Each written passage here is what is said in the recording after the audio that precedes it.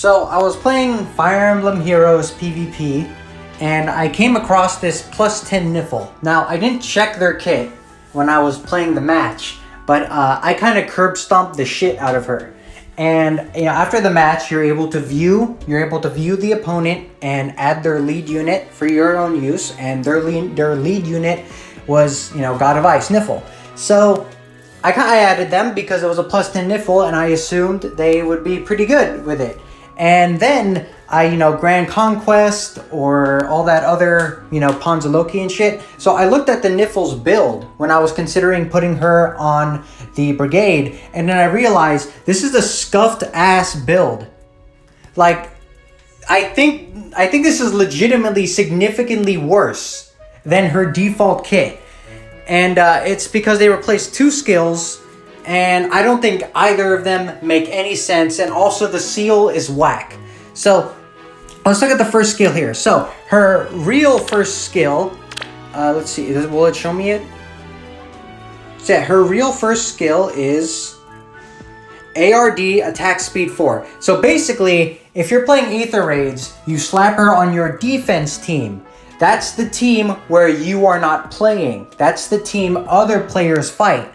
And as you can see, she gets up to plus 11 attack and speed, making her an absolute player phase monster, right?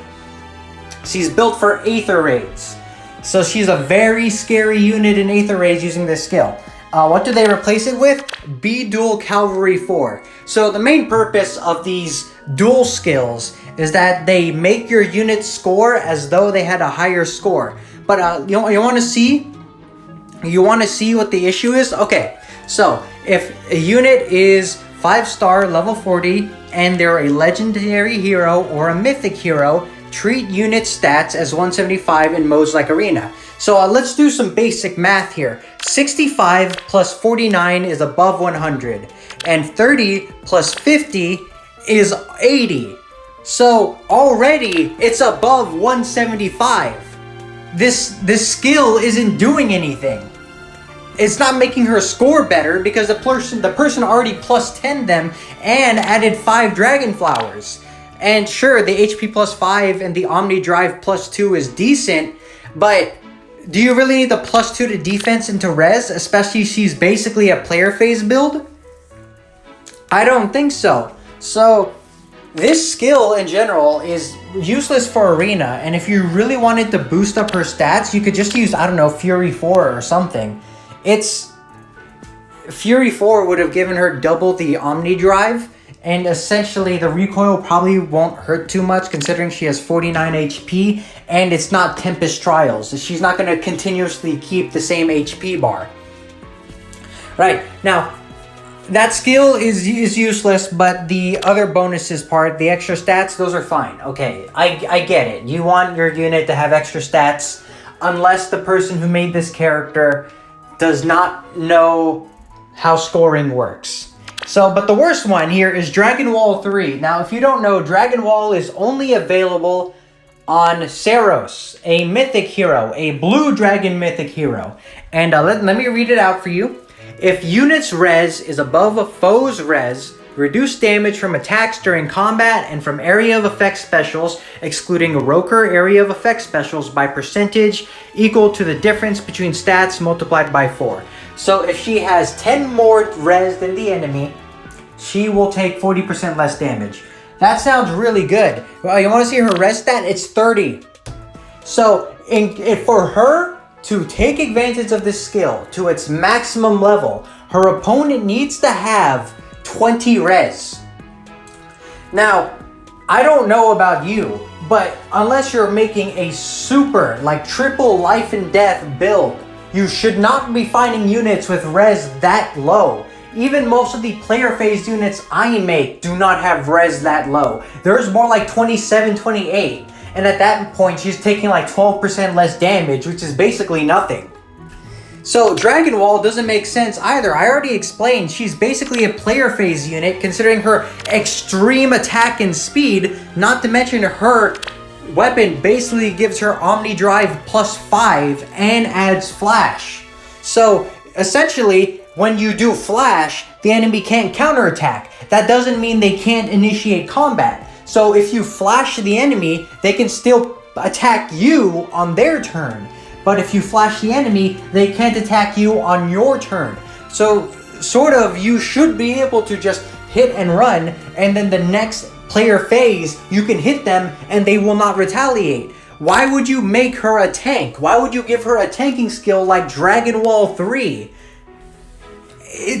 Not only that, not only is it a tanking skill for a character who's very clearly not a tank, although if we account for the Omni Drive plus 5, she essentially has 39 defense and 35 res, which isn't too bad. Actually, no, that's wrong, because she gets plus 2 from Cavalry 4. So she would actually have 37 defense and I think 33 res. So 37 defense and 33 res. That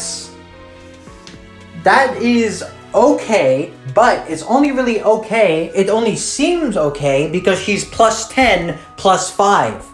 Let's compare it to my Sothis here. 41, 36. So my Sothis is a 2-year-old unit. Of course, I have plus 10 more Dragon Flowers and Summoner. So actually, no, that's not a good example. Where's Fjorm? There's a plus 10 Fjorm here, and we can compare the defensive stats. Here we go. So 38, 42, plus 8, plus 6. So 14 plus 38 is 52. 14 plus 42 is 56. That's a ton of defense. That's the defensive unit right there. Of course, Fjorm cannot equip Dragon Wall because she's not a dragon. But that's just showing you that this skill is barely doing anything when tanks from like 3 to 4 years ago have more res than she does to proc Dragon Wall. It's not a good skill. Not a good skill. I mean, it's not a good skill on Nifl. It's a good skill in general for like those super tanks with no speed and guaranteed follow-ups. But it's not a good skill on Nifl. It's a terrible choice. Right, and the seal is not as bad as the first two, but it's still bad. So speed, res, form. At least it's not bond, but that doesn't mean it's that good. So what does a cavalry unit excel at? Movement, getting in there, taking out an enemy. And if they have Kanto, they can take out an enemy and retreat, run away. So speed res Fjorm gives you extra speed and res depending on how many units are within 2 spaces of this unit. Okay, let's speak this for a second. So if you're going for a hit and run strategy, you're not going to be using speed res form. Yeah, speed res form. There's not a point. So what you'd rather have is probably another player phase skill, or if you're really worried about her tanking ability, considering this person's build, you could slap on defense/res solo 3, which is a free plus 6 defense and a free plus 6 res if you're doing hit and run, which will make her solo anyway. And plus, if you do defense res solo, she has effective 36 res, which will trigger Dragon Wall way more often. Still not that much, but it is much better than 30. And the thing is, like, it gives her extra speed. So out of all the speed things, she already has 50 speed, effective 55. I don't think you really need even more speed. Of course, the thing about speed is that once you're 5 above the enemy unit, speed sort of becomes useless unless they're running Spurn or one of the dodge skills, close call, Spurn, drawback. I don't know if it's called drawback, but it's the green B skills that do speed-based damage reduction. Anyway, so yeah, effective 55 speed should be enough. Like, for example, my Sothis has 52 speed and I have attack speed solo 4, but that's really it. I'm fairly sure 59 speed is enough. If there's something faster than me at 59 speed, I should probably just be hitting them with ranged units because they're most likely giving up their A slot for something that increases their speed. And so, as you notice, I could have went for attack speed menace, but I went for attack res menace because I don't think her attack is as high as it needs to be. So overall, I think double dipping on the speed here with speed res form doesn't make too much sense. For tanking, like I said, defense res solo, or what's probably a better idea for Nifl, considering her whole role of getting in there, punching somebody, and activating Flash, she should probably be running something to attack to kill them in one turn, because she is relatively frail. So she should be running something like Attack Speed Solo, Swift Sparrow 3. If you're really worried about it, you can put something like Attack Defense Solo on her, so that when the melee unit punches back, they don't hurt as much. But yeah, overall, this Nifl build, it's not good. Take my advice, probably build her to be a player phase unit. If you are gonna plus 10 Nifl, if you're gonna plus 10, you know, a character as cool as Nifl, and that's not an ice pun, I just think her design is dope. Don't ruin her build, buddy. Show some respect for the character, okay?